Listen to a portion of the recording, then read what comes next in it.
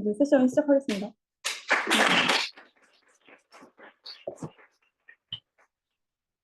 네.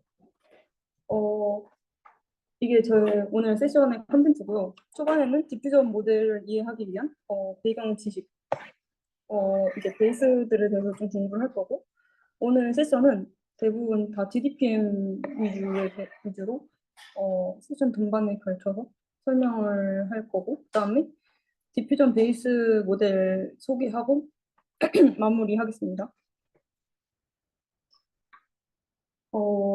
먼저 전에 봤던 사진이죠. 디스크리미네이트 모델이라고 하면은 새로운 데이터가 주어졌을 때 그 데이터가 어떤 클래스에 속할 확률이 높은지, 네, 그런 태스크를 하는 모델이 분류 모델이고요.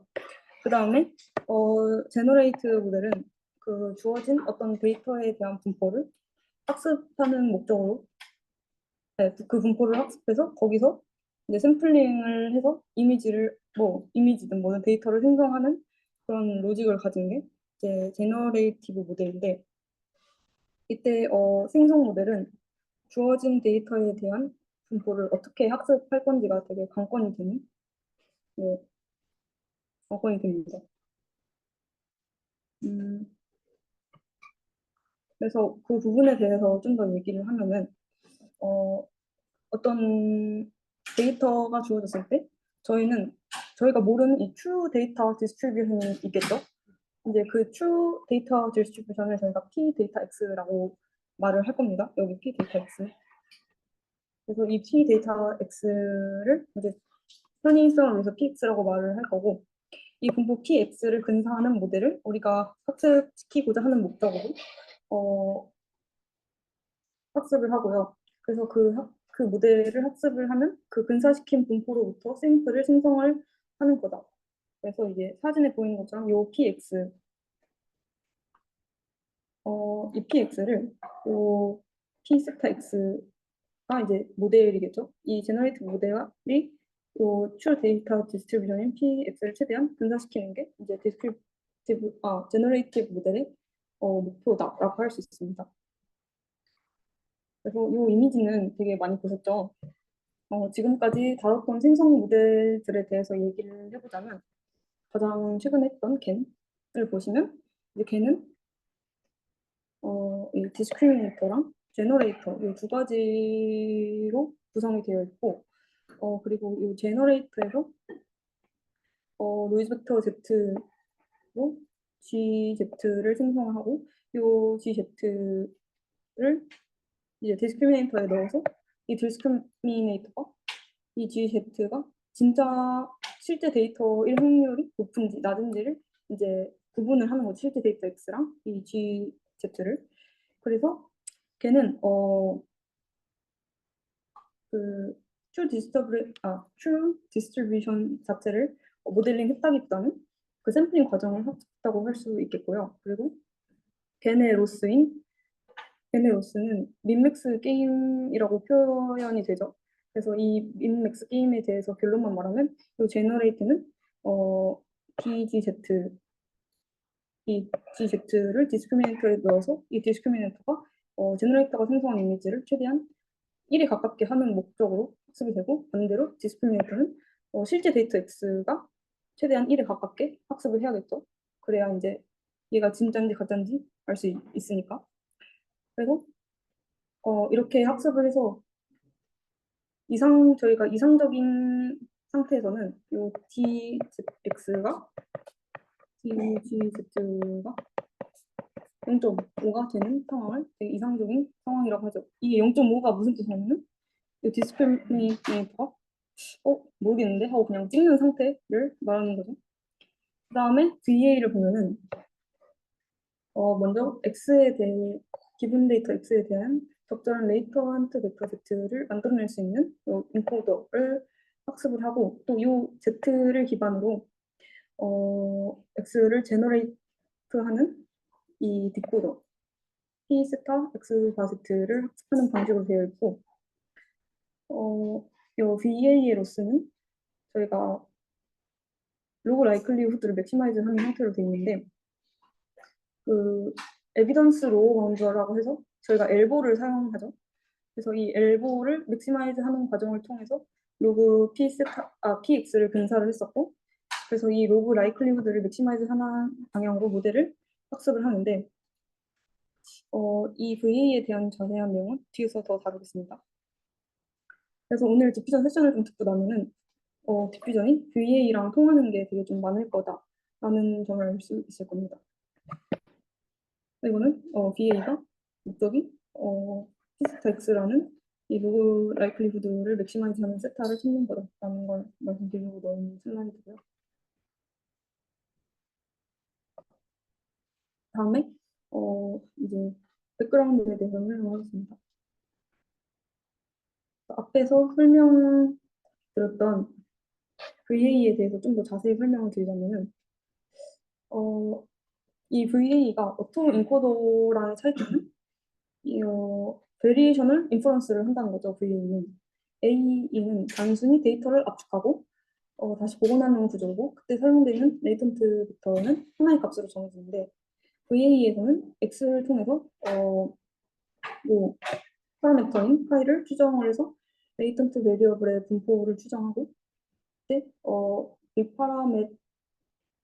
파라메터라이제이션 트릭을 통해서 샘플링을 하게 되는 거죠. 그래서 이때 이 인코더랑 이 인코더가 있고 이 디코더가 있는데 인코더는 요 픽셀 스페이스 그 실제 이미지를 레이턴트 벡터로 인베딩하는 과정을 말을 하고요. 디코더는 요 레이턴트 스페이스에서 픽셀 스페이스로 복원을 하는 과정을 얘기를 하고 이런 식으로 요 레이턴트 벡터에서 샘플링을 통해서 네, 그런 방식으로 이미지 제너레이트를 하는 게 VA의 구조라고 말을 할 수가 있습니다. 그래서 VA에서 저희가 인트랙터블한 term이 몇 개 있었죠. 그 중에서 하나가 바로 이 피세타 X고 이 피세타 X가 왜 인트랙터블 했죠? 네, 맞아요. 바로 모든 레이터트 베리어블 Z에 대해서 적분을 하는 게 매우 어려웠기 때문이죠. 그다음에 또 인트랙터블 했던 게 그래서 이 피세타 X를 근사하기 위해서 엘보가 사용됐었고 그래서 이 엘보를 맥시마이즈 하는 방향으로 VA가 학습했었고요. 그다음에 또 인트랙터블 했던 term이 이 P세타 Z바 X가 있는데 이게 왜 인트랙터블이죠? 네, 그 X의 데이터를 잘 반영하고 있는 레이턴트 벡터의 Z의 분포를 정확히 알기가 어렵기 때문에 요 포스테리어를 인코더 요 Q 파이 Z바 X를 통해서 근사를 했었죠. 그래서 VA의 로스가 제가 아까 엘보라고 말씀을 드렸는데 이거는 엘보를 유도하는 과정입니다. 자세한 증명 과정은 우리 김민석 씨가 VA 세션에서 잘 해줬으니까 넘어가고 마지막 이쪽만 보면요. 이 엘보가 이제 두 가지 털목으로 나눠질 수가 있죠. 이게 바로 이 로우 라이클리후드가 두 가지 털목으로 나눠질 수가 있는데 얘가 엘보고요. 얘가 K를 닮은 수겠죠. 그래서 이 K를 닮은 수 털만 보면은 이 분모에 포스테리어가 있죠. 그래서 근데 저희가 이건 인트랙터블한 텀이라고 했었죠 앞에서. 그렇기 때문에 이거는 저희가 이제 계산을 할 수 없는 알 수 없는 텀이라고 해서 얘를 날리게 됩니다.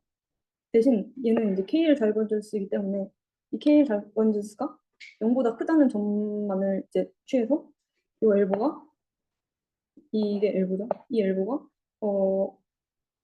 이제 부등호화를 할 수가 있는 거고요. 이 엘보도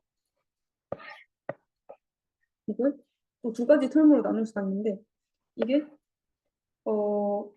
이제 레이턴트 스페이스에서 픽셀 스페이스로 넘어오면서 생기는 리컨스트럭션 텀이고 이거는 요 인코더가 생성한 분포 Z의 분포랑 프라이어 분포의 차이를 나타내는 KL 다이버전시 텀이죠.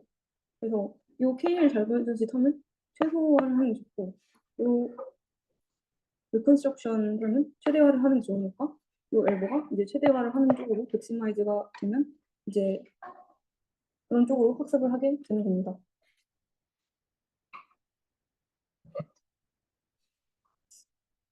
말이 너무 빠른가요? 네. 그래서 이제는 마코브 체인에 대한 이야기를 해야 되는데, 마코브 체인은 바로 다음 미래의 스테이트가 과거의 스테이트에는 독립적이고 현재의 스테이트에만 디펜던트하다. 그 현재 스테이트에만 결정이 되는 프로세스를 마코브 체인이라고 부릅니다. 그래서 제가 여기 형광펜을 써놨는데 이 수식이 그냥 마코브 체인 프로세스 그 자체를 보여주는 수식이라고 보면 되고요.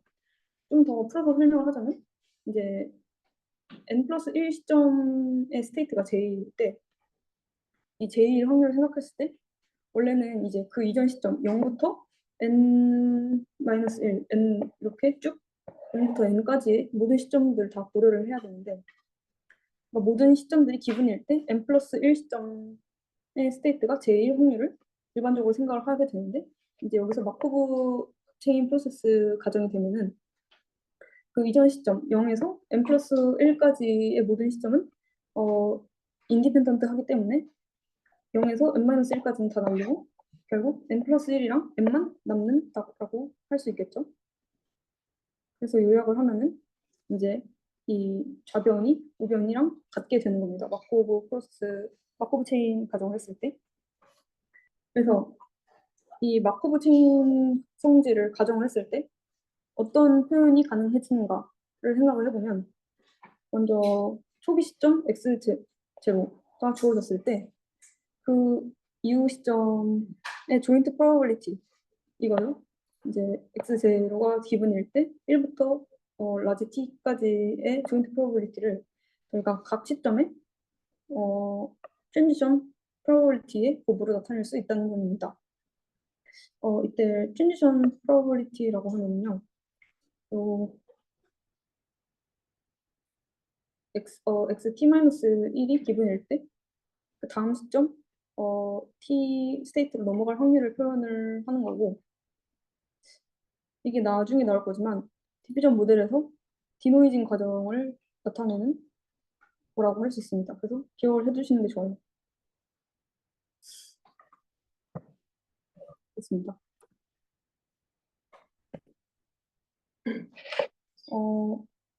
혹시 MHVL이라고 들어보셨나요? 요 마코비안 하이라티컬 베리에이셔널 오토 인크로인데 우리가 일반적으로 아는 VA랑 좀 다르게 생겼죠. 굉장히 이제 연쇄적으로 생겼는데 그런 구조를 가졌는데 어렵게 생각할 필요 없이 이 한 블록만 딱 자르고 보면은 저희가 아는 바닐라 VA겠죠. 이 바닐라 VA들을 이제 스트럭처하게 층으로 쌓은 게 이 마코비안 하이라티컬 베리에이션 인프로입니다.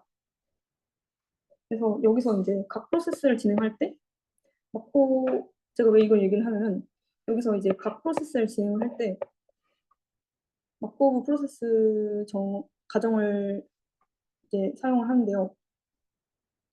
그렇기 때문에 만약에 저희가 Z2로 간다고 할 때는 어떤 항만 신경을 써도 되죠? Z1만 신경 쓰면 되고 X는 신경 안 써도 되겠죠? 그래서 요 마코비안 프로세스를 가정할 때 이런 식으로 나타낼 수가 있어요. 그때 X랑 Z들의 조인트 프로버빌리티를 이 트랜지션 프로버빌리티의 곱으로 나타낼 수가 있고 얘도 마찬가지로 이 조인트 프로버빌리티를 트랜지션 프로버빌리티의 곱으로 나타낼 수 있는 거죠.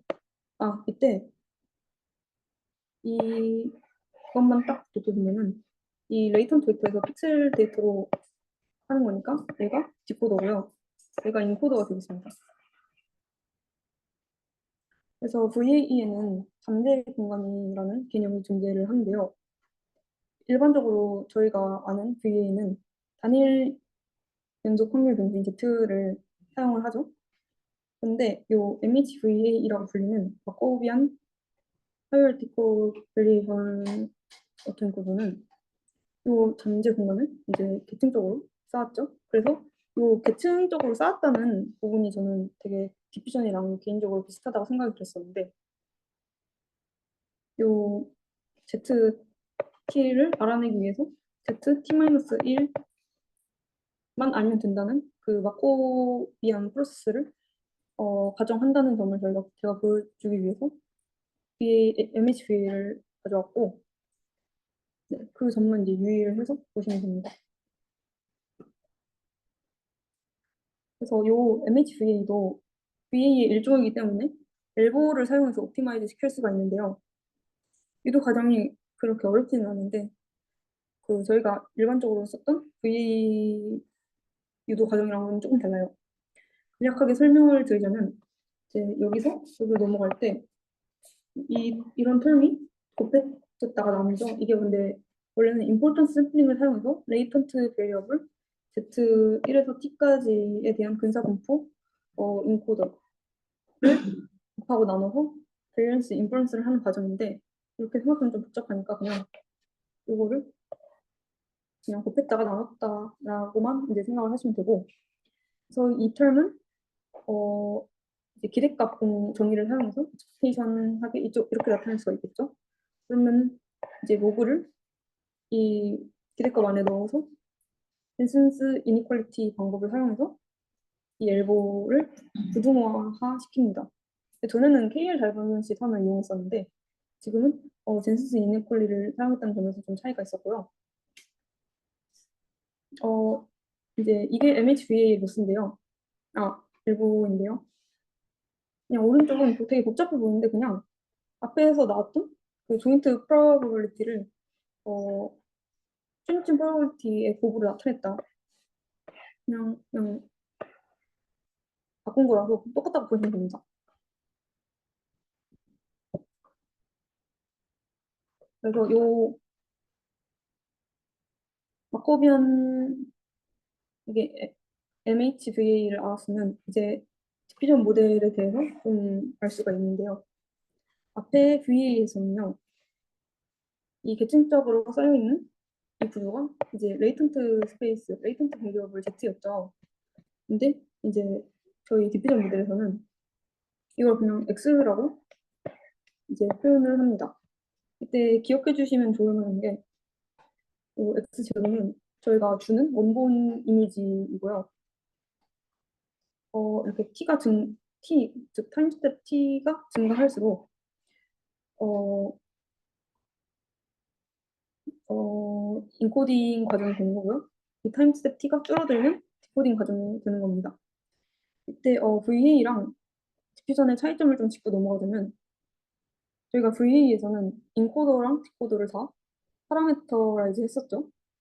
그래서 이 모델이 다 트레이너블한 모델로 VA는 이루어져 있었는데 VA의 인코더는 잠재 변수 Z 분포를 학습된 파라미터로 추정을 하고 이제 Z의 평균과 분산을 출력을 하고 디퓨전은 대신 인코더를 파라미터이즈 하지 않아요. 디퓨전은 사전에 정의된 프리디파인된 파라미터에 의거해서 이 학습을 진행해서 노이즈화를 하고요. 이제 이 과정이 어떻게 이루어지는지는 다음에 좀 더 자세히 볼 거고 이 VA랑 디퓨전의 공통점에 대해서 설명해 드리려면 VA는 이제 프라이어로 표준 가우시안 N0,1을 사용을 했죠. 그걸 목표로 학습을 진행했었는데 디퓨전에서도 요 라지 T 그 타임 스텝 T가 최종 스텝인 라지 T가 되었을 때 이때의 XT는 표준 가우시안 분포를 따른다고 가정을 하고 학습을 진행하게 됩니다. 그래서 이제 둘 다 표준 가우시안 모델을 활용한다는 게 공통점입니다.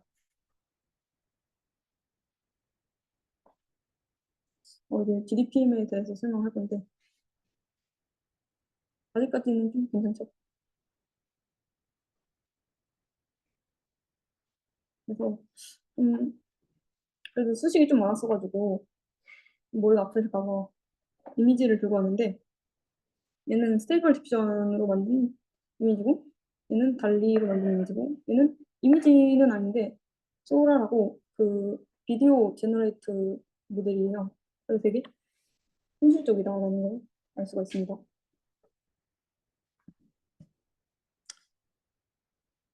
그래서 먼저 디퓨전에 대해서 잘 모르시는 분들이 있을 수 있으니까 저는 처음 되게 직관적으로 설명을 드릴 건데 저는 처음에 디퓨전이라는 이제 디퓨전이 영어잖아요. 그래서 이 영어의 단어 뜻이 뭘까 생각을 해보고 찾아봤더니 확산이라는 뜻을 가지고 있더라고요. 그래서 확산이 뭔데 생각을 했었어요.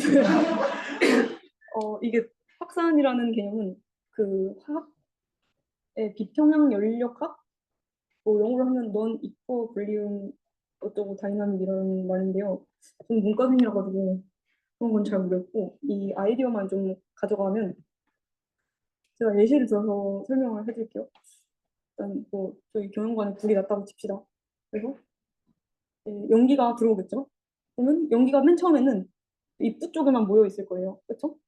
근데 시간이 오래 지나면은 이 연기가 저희 방 안을 가득 채우게 되겠죠. 그러면 그 이제 조금씩 변화하는 과정을 거쳐서 연기가 저희 방 안에 완전히 펴지게 되면 그 연기는 저희 방 안에 되게 유니폼하게 분포하게 되겠죠.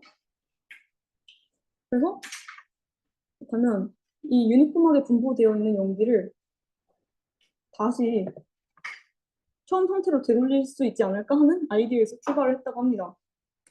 그래서 이 그림은 공간상에서 모여있던 분자들이 확산 현상을 통해서 전 공간에 고르게 분포되는 과정을 표현을 하고 있는데 이때 분자 딱 하나, 요 하나의 움직임을 저희가 캡처를 해가지고 아주 짧은 시간 단위로 관찰을 했다고 상상을 해봅시다.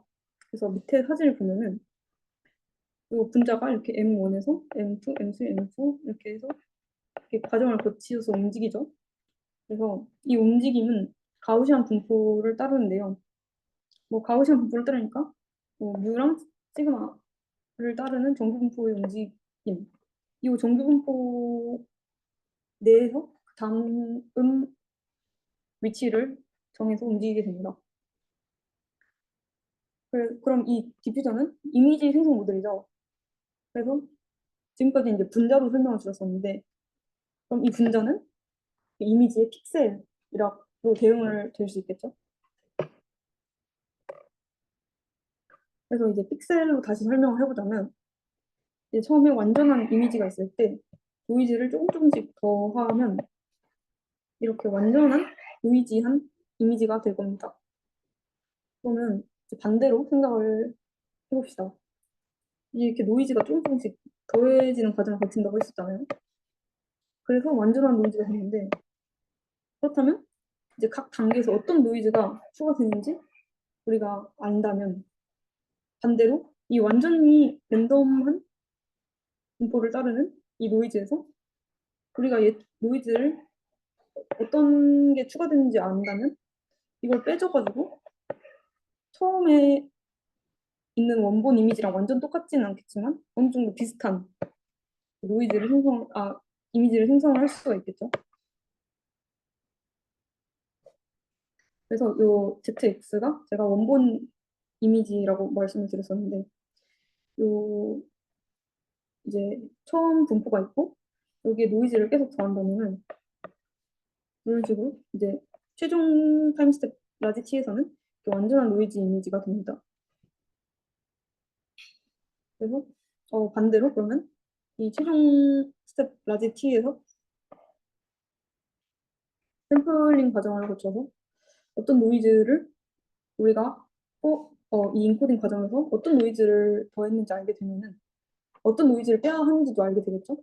그래서 이제 계속 우리가 예측한 노이즈를 빼다 보면은 이제 처음이랑 똑같은 어, 분포에서 생성된 이미지를 알 수 있겠죠. 그래서 대충 어떤 과정을 거치는지 이해가 되시나요? 그래서 방금 배운 인사이트를 이미지로 한번 표현을 하자면 이런 식으로 이제 귀여운 고양이가 사진이 있죠. 그래서 이 고양이 사진에 픽셀 단위로 가우시안 노이즈를 계속 더하게 되면 마지막 타임스텝 라지 T에서는 완전한 노이즈에 도달하게 됩니다. 그렇다면은 이 완전한 노이즈 이미지에서 노이즈를 빼는 방식으로 습을 진행을 하면 다시 원래의 다시 원래의 이미지로 도달을 할 수가 있겠죠. 그래서 이걸 리버스 디노이징 프로세스라고 하는데 이 리버스 디노이징 프로세스를 우리 모델이 학습을 하게 되면은 이제 완전히 노이즈한 가우시안 분포에서도 우리가 이제 이런 고양이 이미지를 만들어낼 수 있다는 거겠죠. 결국에는 결론적으로 얘기를 하면은 우리가 이제 포워드 프로세스에서 추가했던 노이즈랑 리버스 프로세스에서 제거해지는 노이즈가 같게 되면은 원본 데이터를 얻을 수 있겠구나 하는 아이디어에서 저희가 요 로스 펑션을 이렇게 정의할 수 있게 됩니다. 이 부분은 되게 직관적이죠? 이해하기 어렵지 않죠? 그래서 이번 세션의 목표가 두 가지가 있는데 첫 번째는 이 포워드 프로세스와 리버스 프로세스를 수학적으로 어떻게 정의를 할 것인가. 두 번째는 방금 말씀드렸던 요 로스 펑션. 이 로스 펑션으로 어떻게 이 생성 모델을 최적화시킬 수 있는가. 이 두 가지 목표를 잡고 저희가 이해를 할 수 있도록 해봅시다. 이제는 좀 객관적으로 받아들여지시나요? 아까 백그라운드에서 MHV에 대한 설명을 했었는데 그러면서 이 MHV가 집중하고 되게 유사하다라고 설명을 드렸었는데 그 구조가 유사한 점은 이제 다들 아실 테니까 다른 점 위주로 설명을 드릴게요. 일단 첫 번째로 일반적으로 VA에서는 픽셀 스페이스랑 레이턴트 스페이스의 디멘전이 같지가 않아요. 일단 저희가 받은 이미지 이 픽셀 스페이스에 있는 이미지를 레이턴트 스페이스를 압축을 시키고 다시 디코딩을 하면서 디멘션을 복원을 시켰는데 디퓨전에서는 모든 타임 스텝 T에서 디멘션이 같아요. 왜냐면 아까 포워드 프로세스가 뭐라고 했죠? 그냥 노이즈를 더해주는 과정이라고 했었죠. 그러니까 노이즈를 이미지에 단순히 더하는 과정이기 때문에 굳이 차원을 축소하거나 디멘션을 바꿀 필요가 없는 겁니다. 두 번째는 VA는 인코더랑 디코더가 둘 다 트레이너블한 파라미터를 가지고 있는 모델이죠. 하지만 디퓨전에서 인코더는 학습의 대상이 아닙니다. 인코더는 not learned. 이게 선형적인 가우시안 모델로 이제 pre-defined 됐다. 그러니까 이렇게 저희가 이 선형적인 가우시안 모델이라고 저희가 잘 설계를 해야 되는데 이 처음 이미지에 계속 노이즈를 더 추가함으로써 마지막 단계에서는 완전 노이즈가 제대로 설계를 하는 걸 이제 이 리니어 가우시안 노이즈라고 하고요. 그래서 이제 MHV랑 디퓨전에는 이런 차이점이 있다는 걸 알아두고 다음으로 넘어가겠습니다. 그래서 뭐 스트럭처가 비슷하다는 것도 알겠고 뭐 어떤 차이점이 있는지도 알겠다. 그러면 이제 수식적으로 한번 비교를 해봐야겠죠. 그래서 이 식은 앞에서 이제 제가 MHVA에 대해서 설명을 하면서 보여드렸던 식인데요. 이제 뭐 마코브 프로세스 과정을 했기 때문에 이런 조인트 프로버빌리티가 다 솔루션 프로버빌리티의 곱으로 나타날 수 있습니다. 그래서 그 다음 그래서 이 디퓨전에서도 이 이미지가 있고 요 다음 시점으로 정하는 노이즈는 그 이전 노이즈랑은 상관이 없겠죠. 그 이전 시점과 인디펜던트하다는 점에서 유사하고 또 오른쪽의 수식을 보자면 얘가 인코더요. 왜냐면은 t가 제가 증가하는 방향으로 학습을 하는 게 인코더라고 학습 이게 t가 증가하는 과정이 인코더라고 했었는데 t-1에서 1이 기분일 때 이제 xt에 대한 이제 확률을 나타내는 거니까 이게 인코더고 얘는 이제 t에서 t-1에 대한 확률을 나타내는 거니까 얘가 디코더죠. 그래서 이런 트랜지션 프로버비리티의 곱으로 조인트 프로버비리티를 나타낼 수 있다. 라는 식으로 쓸 수가 있습니다. 디코더도 마찬가지고 인코더도 마찬가지고 둘 다 이렇게 넣고 프로세스 과정에 이런 식으로 쓸 수가 있습니다. 그래서 먼저 포워드 프로세스 이제 인코딩 과정이 어떻게 구성이 되는지 차근차근히 설명을 드리겠습니다. 요 식은 앞에서 이제 보여드렸죠. 이거. 그래서 요 이제 영어 등거 한번 읽어보면은 그 베리언스 스케줄에 따라서 gradually 점진적으로 가우시안 노이즈를 데이터에 더해준다. 라고 하는 게 이제 forward 프로세스인데요. 뭐 그렇습니다. 그리고 forward 프로세스의 식인데요.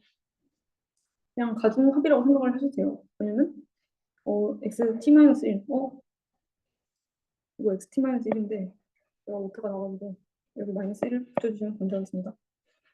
그래서 t-1 시점에서의 x에 이제 1-베타 t 루트라는 이런 개수를 곱해주고 또 베타 t 루트라는 그러니까 0,1에서 뽑은 입실론에 이제 베타 t를 곱해가지고 여기를 더하는 게 이 다음 스텝이 되는데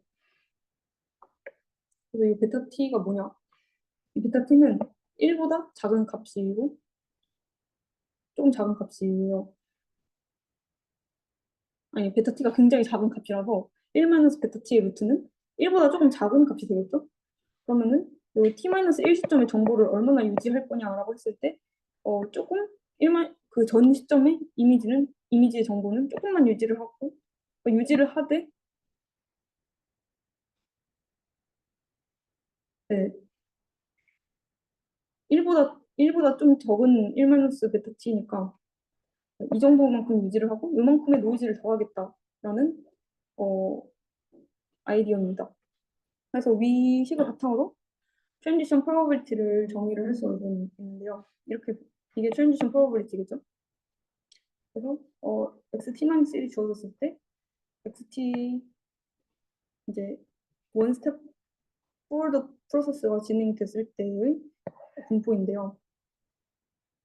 1보다 작은 값인 1-베타 t가 곱해졌으니까 이제 만약에 이 타임 스텝 t를 되게 크게 진행을 계속하면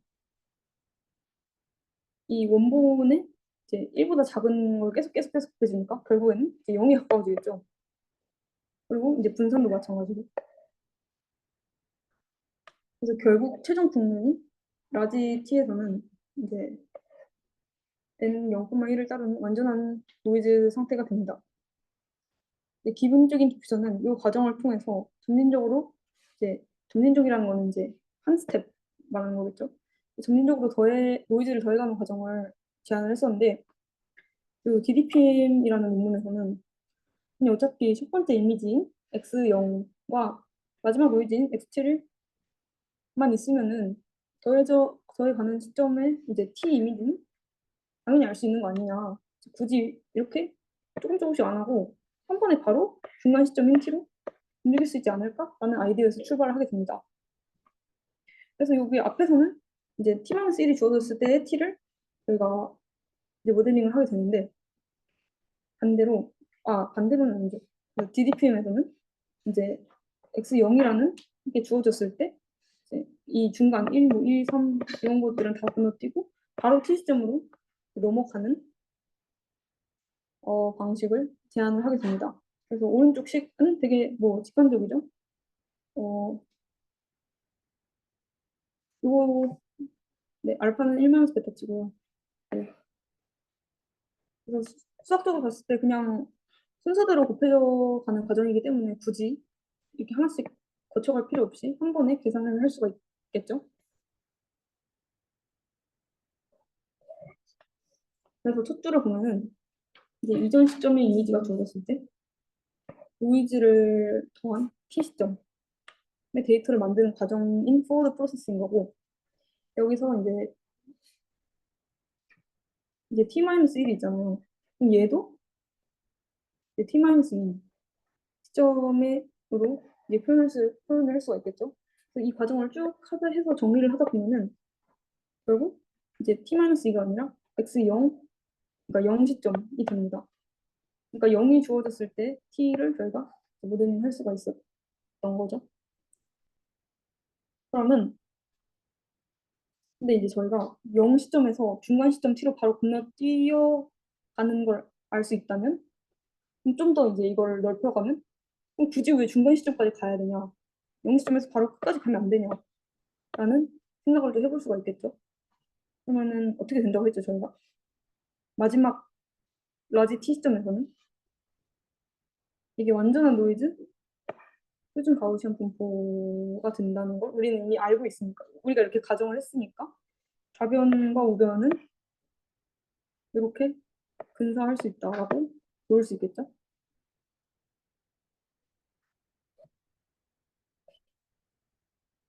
그래서 앞에서 인코딩, 즉 노이즈를 추가하는 단계에서 배워봤으니까 이제 노이즈를 제거하는 리버스 디노이징 프로세스의 과정에 대해서 살펴보겠습니다. 그래서 앞에서는 T-1이 주어졌을 때, T-1이 주어졌을 때 T를 분포로 나타냈다면 이번에는 반대 과정이니까 T에서 T-1로 가는, 그러니까 이거 두 개 스텝 뒤바꾸면 되겠죠. 그래서 현재 시점 XT가 주어졌을 때 과거 시점 XT-1을 에서는 노이즈가 어떻게 제거가 되는가를 이제 표현을 한 겁니다. 근데 이거는 언체크터블 합니다. 근데 우리가 지금까지 언체크터블 한 경우에는 어떻게 했었죠? 이런 식으로 파라미터가 포함된 모델을 통해 표현을 하게 됩니다.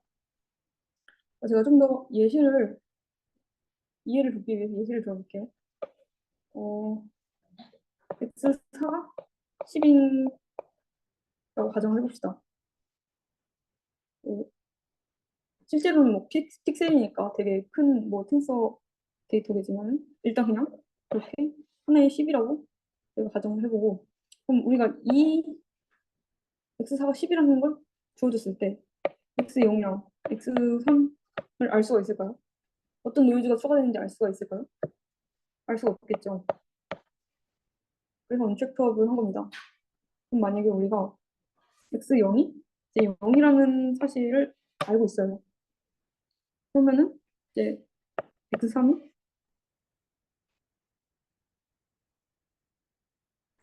7.5? 7.5가 된다는 것을 알 수 있겠죠? 그래서 우리가 X0를 모르는 상태에서는 X3이 뭔지 알 길이 없기 때문에 이제 모델로 추정을 해야 한다라는 거고요. 일단 우리는 요 라지 t가 X 라지 t의 이게 2,1을 따른다는 걸 가정을 하고 시작을 하죠. 그래서 마코브 체인에 대해서 리버스 프로세스를 이렇게 쓸 수가 있습니다.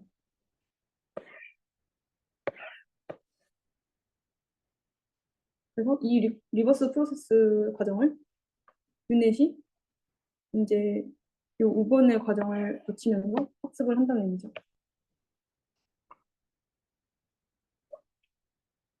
이 모델이 앞에서 말씀드렸던 요 것들을 추정을 하게 되는 거고요. 그래서 이 트랜지션 프로버비리티가 있을 때 평균과 분산, 왜냐면 저희가 각 스텝 차이를 가우시안 노이즈라고 가정을 했잖아요. 그렇기 때문에 이 평균과 분산을 추정하는 방식으로 이 유닛이 학습이 되게 됩니다. 그래서 방금 이제 X4가 10일 때 우리는 X0을 알아야 X3에 대한 추정을 할 수 있다라는 예시를 들었었는데 원본 이미지가 뭔지 알면 원본 이미지가 X0이겠죠. 그래서 X0이 뭔지 알면 리버스 프로세스의 각 스텝에 어떤 노이즈가 제거되어야 하는지 알 수가 있겠죠. 그래서 저희는 이제 X0을 컨디션 해줄 수 있습니다. 그래서 스텝별로 어떤 노이즈가 제거될 수 있는지 저희는 이제 유출을 할 수가 있어요. 위는 요거는 저희가 어, 추정하고 싶은, 그러니까 목표가 되는 이상적인 분포를 말을 하는 거고, 밑에는 우리가 위의 분포로 근사를 시켜주고 싶은, 어, 옵티마이즈 시켜주고자 하는 모델의 파라미터가 포함된 이제 분포가 되는 겁니다. 그래서 이 포워드 프로세스에서 추가된 노이즈를 제거하는 데 필요한 이상적인 분포인 Q가 있고요. 그리고 이 모델이 예측하는 노이즈 T스타, 이 두 분포가 같게 된다는 점을 로스 펑션으로 사용을 하게 되는 거죠. 여기 보시면 포워드 프로세스 노이즈랑 노이즈를 빼는 걸 로스 펑션으로 사용하는데, 어, 근데 우리가 이 두 개를 같게 하고 싶으면 얘가 뭔지 알아야 되겠죠. 그래서 우리가 이걸 알아야 이제 이 두 개 같다고 할 수 있는 거니까 이거를 좀 더 수식적으로 보겠습니다.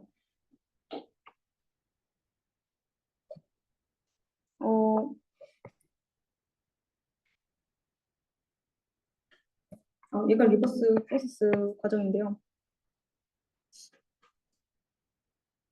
저희가 이제 정규분포 과정을 했었죠. 그래서 얘도 정규분포를 따르고, 얘도 정규분포를 따르고, 얘도 정규분포를 따르니까 이 밑으로 진행되는 것들은 다 정규분포를 따르겠죠. 그래서 이제 제가 정규분포 식을 밑에다 이렇게 써놨는데, 얘가 요 항에 비례를 한다라는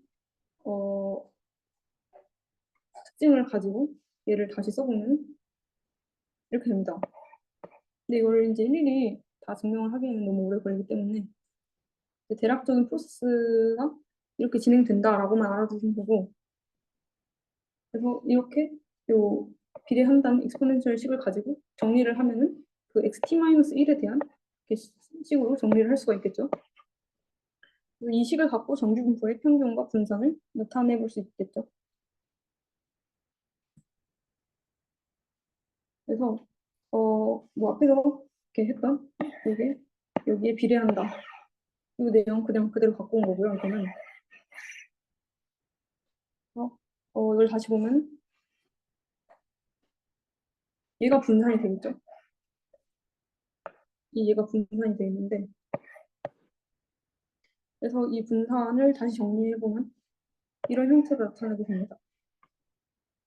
근데 이 분산을 알고 있으니까 우리가 여기다가 넣어서 어, 어떻게 정리를 하면 이 평균을 구할 수가 있겠죠. 그래서 이 식을 또 정리를 해서 나타내면 이제 평균이 이런 식으로 추정될 수 있습니다.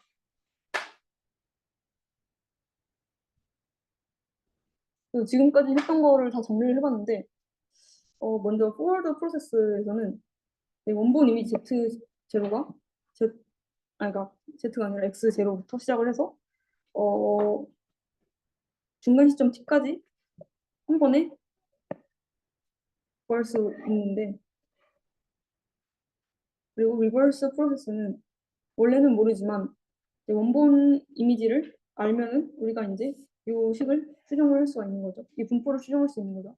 그래서 이 분포랑 이 모델이 만든 분포를 이 두 개를 최대한 같게 해주기 위해서 갖게 해주는 프로세스를 거쳐야 되는데, 그러기 위해서는 이제 물결 알아야 되기 때문에 이 물결 뮤에 대해서, 이 평균에 대해서 나타내보자면 뮤는 이런 식으로 나타낼 수가 있다. 뮤는 이렇게 생겼다. 라고 할 수가 있습니다. 그래서 다음은 이제 이걸 어떻게 최적화시키느냐에 대한 내용인데요. 여기서 한번 뿜고 할까요?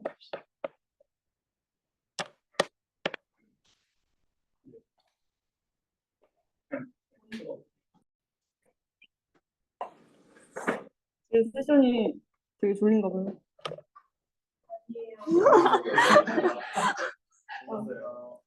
겁이 많이 죽어가지고. 그럼.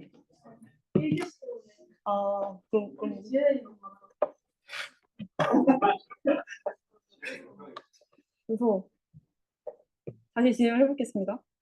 포워드 프로세스는 노이즈를 원본 데이터로부터 이제 최종 파이널 스텝 라지 T까지 노이즈를 추가하는 과정이고, 뭐 이런 식으로 생겼다고 했죠. 그리고 리버스 프로세스는 반대로 디노이징 프로세스는 이제 포워드 프로세스에서 추가했던 노이즈를 다시 예측을 해서 빼고자 하는 프로세스를 얘기를 하고, 근데 이게 인터랙터블 하다고 했죠. 그래서 이게 인터랙터블 하기 때문에 이거를 저희가 근사시키기 위해서 p 세타 xt 마이너스 1바 xt를 설정을 해서 이제 이 분포 두 개를 최대한 근사시키기 위해서 이 뮤에 대해서 좀 더 알아봤죠, 지금까지. 그래서 우리가 이 제시한 이 노이즈, 아까 여기 있죠? 이 포워드 프로세스의 노이즈가 모델에서 예측한 노이즈를 빼는 형식으로 로스가 설정이 된다고 했는데, 얘를 쓰면 이렇게 되거든요. 그래서 이 노이즈를 예측하는 로스를 통해서 우리 디퓨전 모델이 성능이 좋아지는가에 대해서 증명을 해볼 건데, 제가 전에 디퓨전이랑 VA랑 결이 되게 비슷하다고 말씀을 드렸는데, 둘 다 라이클리후드 베이스 제너레이터 모델인데, 저희가 늘 라이클리후드 베이스 모델을 옵티마이즈 할 때 궁극적으로 하고 싶었던 거는 이제 요 피세트X죠. 이거를 이제 맥시마이즈 하는 파라미터 세타를 찾는 방식인 거잖아요. 그래서 이 라이클리후드를 맥시마이즈 하는 것과 이 디퓨전의 로스, 그 두 개를 어떻게 이제 연관시킬 건지를 볼 겁니다.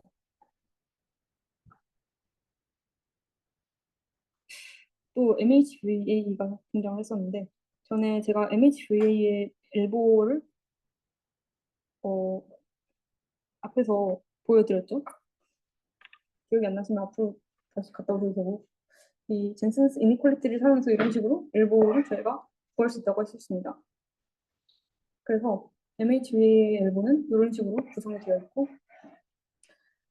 제가 MHVA의 스트럭처가 디퓨전이랑 계속 비슷하다고 말씀드렸는데, 이 두 모델의 차이점으로 이제 MHVA는 레이턴트 벡터를 사용하고, 디퓨전은 레이턴트 벡터 대신 그 타임스텝, 그 X를 타임스텝화 해가지고 사용을 한다고 했었는데, 그래서 얘는 레이턴트 스페이스고 얘는 이제 픽셀 스페이스거든요. 그래서 이 MHV의 로스를 보시면은 Z가 있는데, 이 Z를 그냥 저희가 X로 바꿔서 이렇게 써주면 됩니다. 그럼 똑같죠? 구조는. 그래서 이런 식으로 쓸 수가 있고요. 이제 여기서 여기로 갈 때는 이 마코브 체인을 가정을 하는 겁니다. 그래서 이거를 써보면은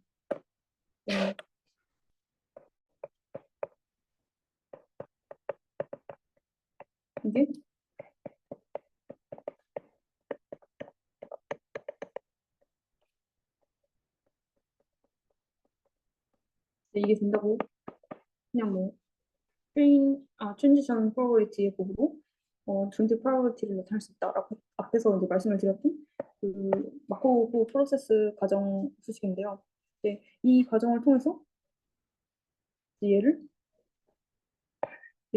이런 식으로 나눠서 나타낼 수가 있겠죠. 얘는 앞으로 빠지고 얘가 이제 여기다 갈 수 있으니까.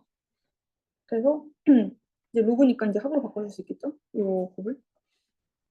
그리고 이제 이 등호 보이시나요? 얘는 T1보다 크거나 같던데 얘는 T가 1보다 크다라고 해서 이제 0이랑 1만 이렇게 따로 빼주고요. 그다음에 원래 이게 이제 인척터블 하는데 저희가 트랙터블 하게 저희가 우리가 트레이닝 과정에서는 x0를 알잖아요. x0는 기분이니까. 그래서 계산할 수 있는 값으로 이렇게 트랙터블하게 바꿔서 쓸 수가 있습니다. x0가 업무 데이터가 주어졌다고 가정을 하면서. 그래서 첫 번째로 이제 이게 저희 로스를 정리하는 과정인데 어, 음, 여기서 여기로 넘어가는 과정을 보시면은 얘가 이렇게 바뀌는 거죠.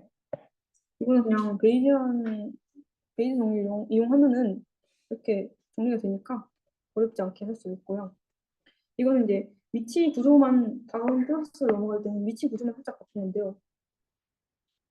어, 이 파란색이 여기로 가고요. 그다음에 이 초록색이 이렇게 빠지게 되고요. 그다음에 네, 그 다음 플러스로 가는 거 보면은 이제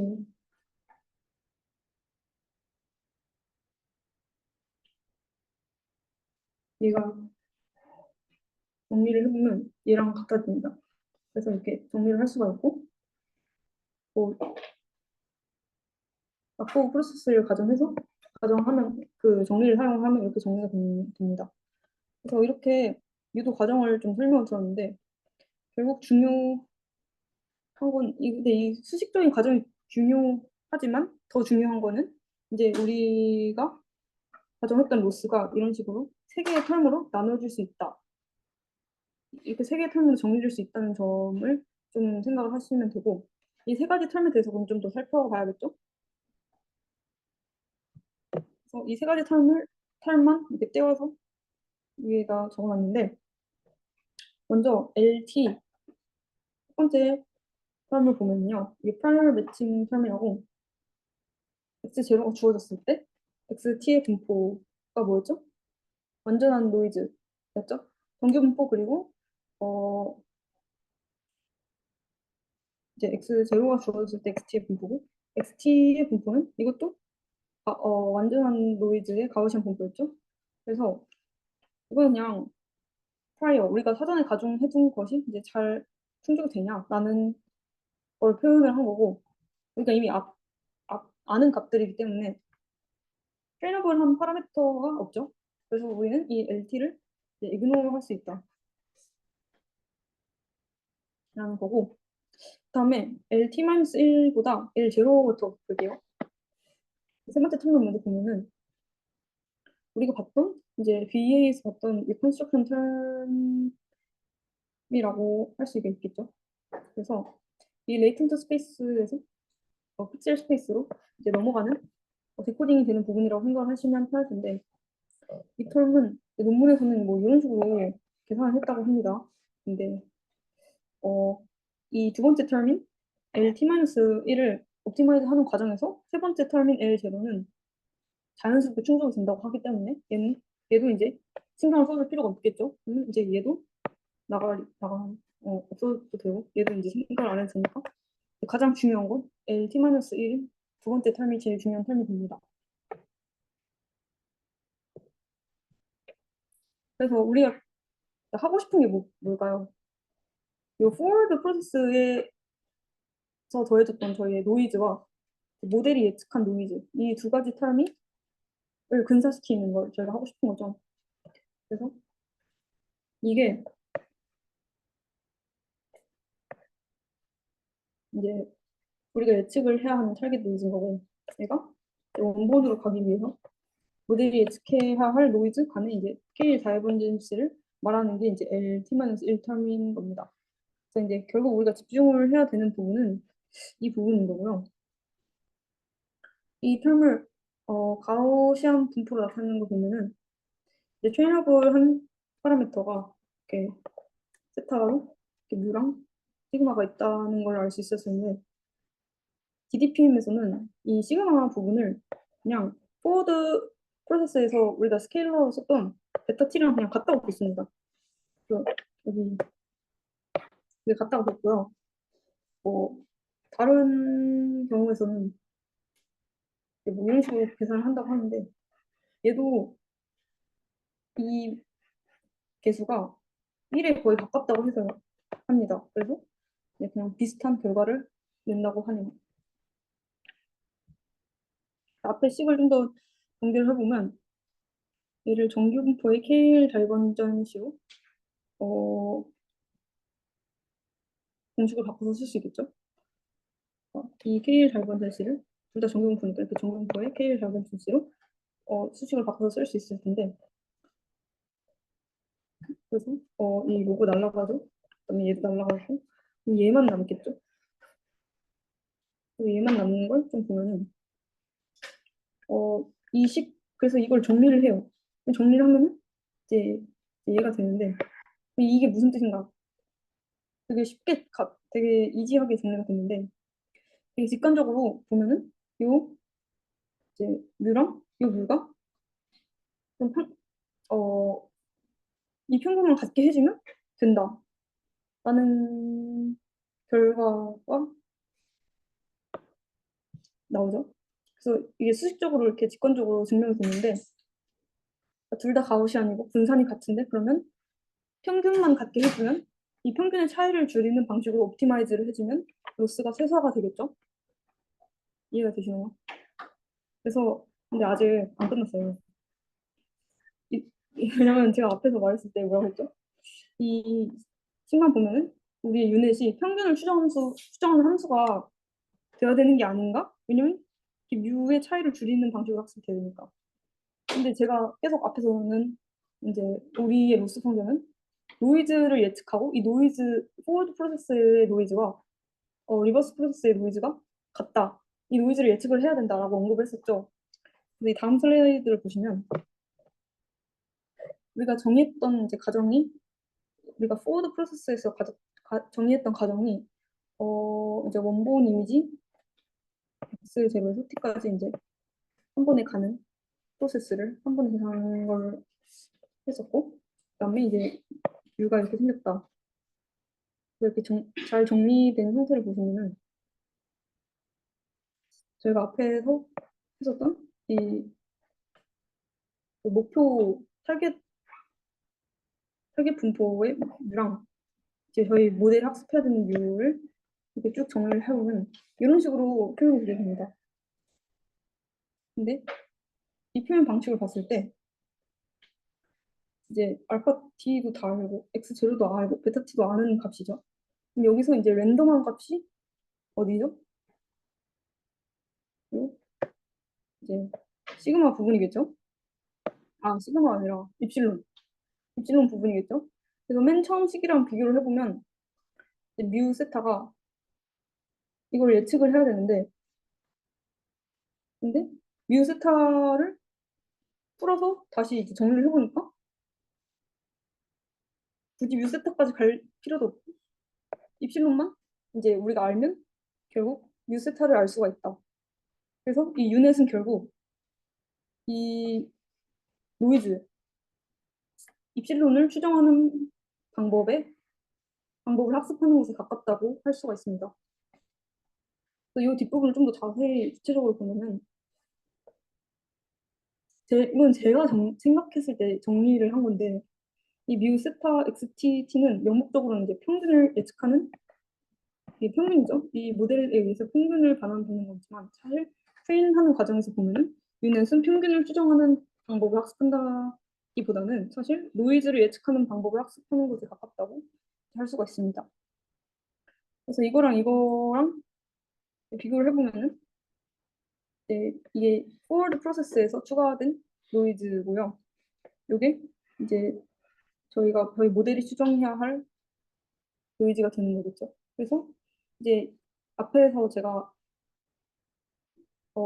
각 분포가 가우시안으로 분포도 같고 분산도 같다고 가정을 했었는데 그렇기 때문에 평균만 같다고 하면 분포가 근사가 된다고 했었는데 결국 이제 이 노이즈의 차이를 줄이는 게 제일 처음에 라이클리후드를 극대화하는 거랑 식이 똑같다고 되는 거죠. 그래서 이거는 저희가 지금까지 했던 옵티마이제이션의 핵심만 가져온 건데 우리 MHVA에서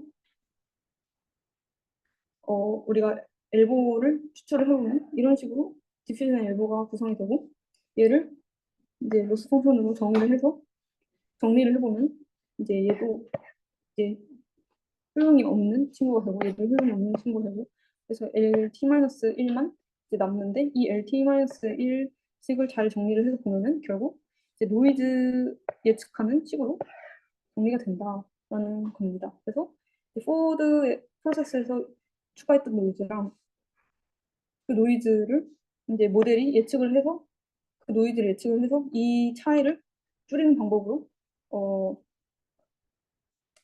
로스를 구성을 하는 게 이제 심플리파이드 된 로스겠죠. 그래서 오늘 이렇게 되면은 이제 제너레이티브 모델 성능을 극대화시킬 수 있다라는 점이고요. 네, 그렇습니다. 괜찮나요? 그래서 이런 생각이 떠오르죠. 그래서 어떻게 하는데? 그래서 도대체 어떤 식으로 진행이 돼야 그런 학습이 가능한 거냐라는 생각이 들 텐데, 이제 이 알고리즘은 DDPM 논문에서 가져온 겁니다.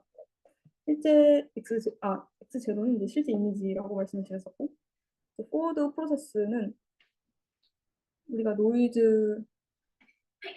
포워드 프로세스로 우리가 계속 노이즈를 추가해서 언제나 노이즈 XT로 보낸다는 걸 알고 있으니까 굳이 타임 스텝을 일일이 거쳐서 계산하지 않아도 한 번에 점프해서 넘어간다는 게 가능하다고 이제 말씀을 드렸었죠. 그래서 이제 학습을 할 때는 요 T를 유니폼한 분포에서 추출합니다. 그러니까 굳이 이제 순서대로 안 하고 그냥 랜덤으로 뽑는 거죠. 예를 들면 T가 이제 324가 뽑혔다. 그러면 이제 324라는 타임 스텝에 코레스폰딩하는 모델이 예측하는 노이즈가 있겠죠. 그럼 이제 타임 스텝 T가 324일 때 나온 이미지 X 324랑 이 T가 324 타임 스텝 그 두 개를 이제 모델에 넣으면 324번째의 노이즈를 이제 반영을 해주겠죠. 그래서 이 이 모델이 트레인시키는 파라미터가 뭐냐라고 했을 때 우리는 이 출 노이즈에 가깝도록 우리의 노이즈를 예측하는 모델인 유넷의 파라미터를 학습을 시키는 거예요. 근데 이제 1부터 t까지 굳이 이제 다 해볼 필요 없고 유니폼한 t에서 이제 뽑힌 것만 이제 트레이닝을 시켜주는 거죠. 근데 이거는 이제 트레이닝 과정이었고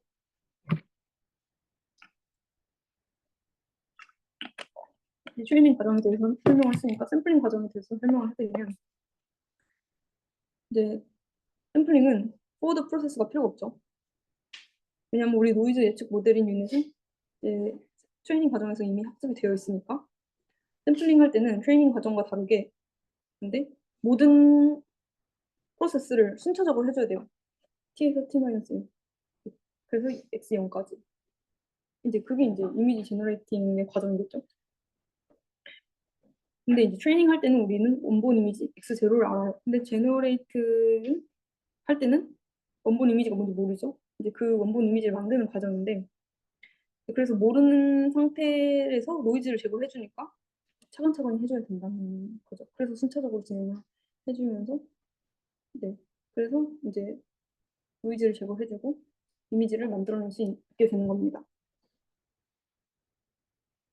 이제 저희가 T번의 타임 스텝을 거쳐서 노이즈를 제거를 해준다고 했는데 이때 저희가 모델에 입력해주는 건 앞에서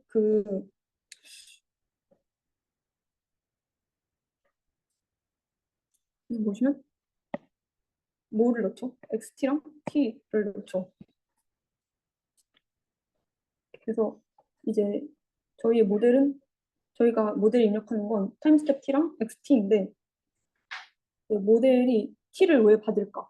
타임 스텝 T를 왜 받을까? 하면 뭐 타임 스텝 T마다 제거를 해줘야 되는 노이즈의 역할이 다 다르다는 결론에 이르게 되는데 원래 우리 디퓨전 알고리즘은 노이즈에서 조금 제거를 하고 조금 제거를 하고 조금 제거를 하고 이렇게 조금씩 제거를 하면서 이미지를 생성하잖아요. 근데 이제 오른쪽에 제가 이제 가져온 요거는 그래서 그 타임스텝 t가 1일 때, 5일 때, 10일 때, 20일 때 이렇게 타임스텝 t를 다르게 해서 가져온 겁니다. t가 작을 때는 이렇게 뭔지 모르겠죠, 잘. 그래서 이렇게 전반적인 이미지의 형상이 나타나도록 노이즈를 제거하는 거고 타임스텝 t가 50일 때, 40일 때는 보시면 이렇게 좀 미세한 부분, 이미 전반적인 형상은 다 나타나 있는 상태에서 이제 미세한 부분을 이제 디테일을 복원하는 데 신경을 쓴다고 해서 이제 각 타임스텝마다의 유닛이 하는 역할이 다르다고 합니다.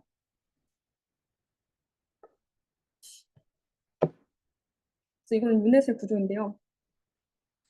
저희가 노이즈를 예측할 때 디코더에서 유닛을 사용한다고 했는데, 유닛이 원래 이제 이미지 세그멘테이션이나 클래시피케이션을 수행할 목적으로 이제 의료 쪽에서 많이 사용되는 풀리 컨볼루션 모델인데, 보시면 이렇게 나비 모양으로 생겼죠? 이렇게.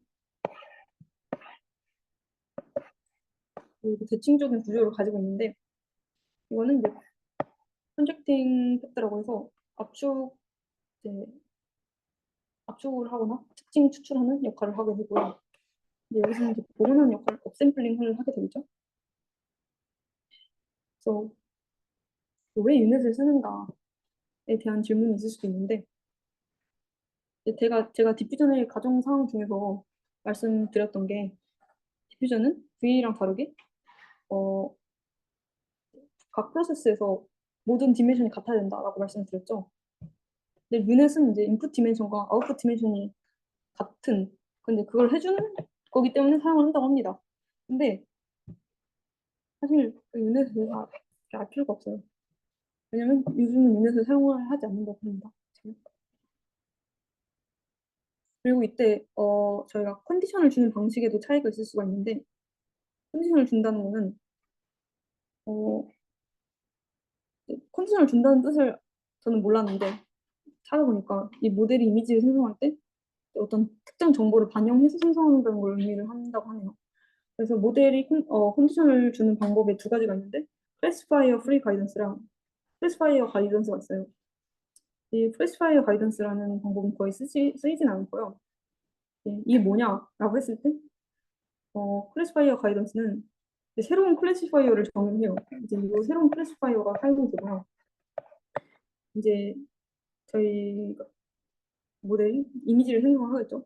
근데 그 이미지를 이제 새로 정의한 클래시파이어에 넣어서 어떤 클래스에 속하는지 예측을 하도록 해서 조건에 맞는 이미지를 생성했던 유도를 하는 방법인데, 뭐 로스도 당연히 이제 이 클래시파이어에 또 반영을 해가지고 방향을 조절해주는 이제 가이던스를 하는 역할의 방식을 클래시파이어 가이던스라고 하고요. 클래시파이어 프리 가이던스는 이제 외부의 클래시파이어 없이, 이 분류기 없이 그냥 이제 내부 적응 조건을 학습을 하는 건데, 이제 앞에서 배운 모델 구조를 보시면 우리가 노이즈를 예측할 때 이렇게 타임스텝 인베딩 그냥 T 넣어주는 거죠. 각 타임스텝별로 타임스텝 인베딩을 해줘야 됩니다. 왜냐면 이제 내가 지금 예측해야 되는 노이즈가 이제 모델의 입장에서 제가 모델이라고 생각했을 때 내가 예측해야 하는 노이즈가 몇 번째 노이즈, 타임스텝의 노이즈인지 예측을 해줘야 되니까 이제 각 타임스텝 T를 알아야 되는데, 이때 이 타임스텝 인베딩과 함께 컨디셔널 인베딩을 해줄 수 있습니다. 뭐 예를 들면 뭐 trees in front of the building 이런 식으로 이렇게 컨디션을 입력을 해줘서 좀 더 우리가 원하는 조건에 맞는 이미지를 생성을 해줄 수 있다고 합니다. 네, 이거는 그냥 이 색깔 보면 컨볼루션이고 얘도 컨볼루션이잖아요. 이 색깔별로 어떤 이제 기능을 하는지 이렇게 이미지로 넣어놓고요. 이제 좀 가볍게 들으시면 됩니다. 디퓨전 베이스 모델에 대해서 소개를 드릴 건데, 먼저 LDM, 레이턴트 디퓨전 모델입니다. LDM의 대표적인 모델로는 스테이블 디퓨전이 있죠. 근데 왜 이제 레이턴트냐 하면은 디퓨전이긴 한데, 우리가 방금 커버했던 DDPM은 모든 타임 스텝을 픽셀 단위에서 학습을 했었죠. 픽셀 단위로 노이즈를 추가하고 픽셀 단위로 노이즈를 제거를 했는데, LDM은 이제 VA처럼 레이턴트 스페이스 개념을 도입을 해가지고 이제 오토 인코더를 사용해서 X를 이제 레이턴트 스페이스로 매핑하고 이 압축된 공간에서 디퓨전 프로세스를 한 다음에 다시 이제 픽셀 단위로 이건 이제 오토 인코더의 디코더가 픽셀 단위로 복원하는 식으로 작동을 하는 디퓨전입니다. 그래서 이게 좀 더 라이클리후드 베이스 제너레이팅 모델에 적합한데 여기서 좀 더 알아가야 할 점은 입력 데이터는 어토인코더의 인코더가 레이턴트로 매핑을 한다. 그다음에 이 디퓨전 프로세스가 끝나면 어토인코더의 디코더를 통해서 다시 픽셀 스페이스로 변환이 된다. 그다음에 이 레이턴트 스페이스로 변환된 X0이 이제 원래는 주어졌었는데 이거를 Z0으로 바꿔도 이렇게 학습이 되고 이 ZT가 다시 이제 이렇게 해가지고 새로 여기가 이제 레이턴트 스페이스겠죠. 이런 식으로 디퓨전 프로세스가 이제 레이턴트 스페이스 안에서 진행이 되고 왜 이런 짓을 하느냐라고 생각을 해봤을 때 이제 더 작은 압축된 전제 공간에서 학습을 진행하기 때문에 계산 비용이 훨씬 줄어든다고 합니다. 그래서 이거는 원래 디퓨전의 계산 효율성을 개선하기 위해서 제한된 모델이다라고 생각을 해주시면 될 것 같아요. 두 번째로 소개드릴 논문이 DDIM인데요. DDPM에서 P는 probability예요. 이제 DDIM의 I는 implicit입니다. 이제 DDPM에서 제가 중요하다고 가정했던 것 중에 하나가 마코브 프로세스가 있었죠. DDIM에서는 이제 논마코브 프로세스 가정을 합니다. 저희가 DDPM에서 노이즈를 더하고 뺄 때 원본 이미지를 고려하지 않고 그냥 그 전 시점만 고려를 했는데 DDIM에서는 원본 이미지를 고려를 해요. 노이즈를 더하는 과정에서도 원본 이미지를 알았으면 굳이 gradual하게 이제 점진적으로 한 번에 하고 바로 넘어갈 수가 있었죠. 근데 노이즈를 제거할 때도 마찬가지로 논 마코브 프로세스의 경우는 우리가 DDPM에서 샘플링을 할 때는 순차적으로 여기서는 DDPM에서는 보통 T를 이제 1000으로 가정한다고 합니다. 그래서 뭐 1000에서 999, 998 이렇게 이미지 제너레이팅을 해야 되는데 굳이 이렇게 할 필요가 없고 점프해서 한 번에 효율적으로 이미지를 생성을 할 수가 있습니다. 이게 가능한 이유가 원본 이미지 X0을 컨디션을 함으로써 컨디션이 되죠. 그래서 원본 이미지에 대한 정보를 가진 상태에서 노이즈를 더해주는 겁니다. 한마디로 DDIM은 이제 DDPM의 샘플링 과정을 좀 더 효율적으로 개선을 한 거고 더 적은 타임 스텝만으로도 높은 질의 이미지를 샘플링할 수 있다고 생각을 하시면 돼요. 세 번째로 소개할 게 DIT인데 저는 유닛을 소개하면서 제가 유닛 이제 알 필요 없다라고 했는데 그 이유가 바로 요즘은 디퓨전 구조에서 유닛 대신 트랜스포머를 자주 사용한다고 합니다. DIT는 이게 다고요. 최근에는 디퓨전 트랜스포머 모델이 스테이트 오브 아트를 달성하고 있다고 생각을 해주시면 되겠습니다. 요약을 하면 근데 포워드 프로세스는 노이즈를 더하는 과정이고 이 과정에서 마코브 프로세스를 정의를 했었다. 그래서 이제 바로 전 시점만 고려를 해주면 됐다. 반대로 리버스 프로세스에서는 노이즈를 제거해주는 과정인데 이게 언트랙터블 하니까 우리가 원본 이미지를 가정해서 트랙터블하게 이제 만들어줘서 이제 노이즈를 갖게 하는 방식으로 로스를 구성을 하고 이렇게 모델을 학습을 시킨다. 그래서 이 과정을 통해서 라이클리후드 베이스 모델을 옵티마이즈 하는 과정이랑 똑같이 된다라는 거고 얘는 이제 앞에서 했던 그냥 슬라이드인데요. 디퓨전의 일부는 이런 식으로 구성이 되고 얘는 다 이제 필요가 없고 얘를 정리를 했을 때 정리를 하면은 결국 노이즈 예측 모델이 된다라는 내용을 다루고요. 다음에 어, 유넷을 통해서 예측을 수행을 하고 이제 알고리즘적으로 봤을 때 그 트레이닝 과정에서는 T를 순차적으로 하지 않고 T를 유니폼한 분포에서 랜덤하게 뽑아서 이제 학습을 한다는 거고 샘플링할 때는 이제 결국 모든 타임 스텝을 순차적으로 거치면서 X0을 샘플링한다 점을 이제 알아가시면 됩니다. 그래서 먼저 지금까지 했던 모든 생성 모델에 대해서 설명을 드리면, 걔는 이제 결론적으로 말하면 제너레이터가 이제 새로운 이미지를 생성을 하고, 또 원래 원본 데이터 X가 있죠. 그래서 결론적으로 이 디스크리미네이터 바로 만들기라는 거고요. VA는 이 라이클리후드 엘보를 통해서 라이클리후드를 극대화하는 과정을 통해서 요거를 학습을 한다라는 거였고, 디퓨저는 이제 포워드 프로세스랑 리버스 프로세스를 통해서 노이즈가 어떻게 제거되고 추가되고 이제 그 추가되는 과정의 노이즈를 우리 모델을 통해서 예측을 해서 그걸 제거하는 과정을 통해서 학습을 해서 샘플링을 한다라는 걸 배웠습니다. 그래서 이제 행성 모델은 여기까지고 다음부터 방학생인가요? 그래서 네, 행성 모델은 여기까지 하고 디퓨전 세션 마무리하겠습니다.